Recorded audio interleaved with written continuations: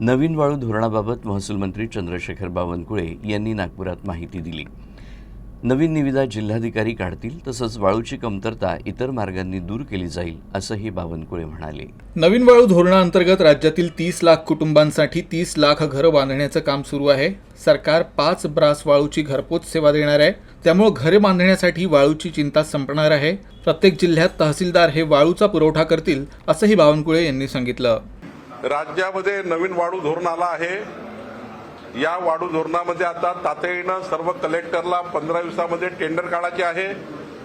Chandrapur कलेक्टरने tender काढलेला आहे, सर्व कलेक्टर टेंडर काढत आहे आणि मोठ्या प्रमाणावर वाळूची टंचाई दूर करत आहे। ज्या ठिकाणी वाळूचे डेपो आहे त्या ठिकाणी डेपोतनं वाळू देणं सुरू आहे।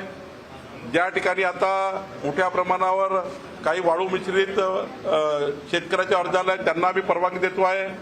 काल राज्यांनी एमसॅट कृत्रिम वाळूचं धोरण जाहीर केलेलं आहे, त्यातनं मोठी वाळू येणार आहे।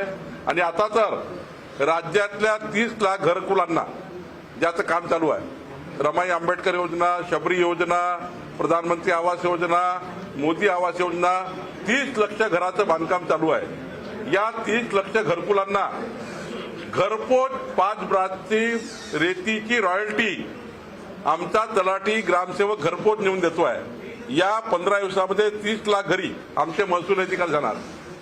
या 15 दिवसात 30 लाख घरी आमचे महसूल अधिकारी जाणार आणि त्यांना 5 ब्रास रॉयल्टी घरपोच नेऊन देणार। हाही निर्णय देवेंद्र फडणवीस सरकारने, आमच्या सरकारने केला आणि त्यामुळे आता घरकुलाकरता जी ओरड होती, स्थानिक बांधकामांना सुद्धा तहसीलदार वाळू उपलब्ध करून देणार। स्थानिक जे घरं आहेत, प्रायव्हेट घरं, त्यांनाही तहसीलदार वाळू उपलब्ध करून देणार। असा सोपा सरळ निर्णय 30 एप्रिलला राज्य सरकारने घेतला।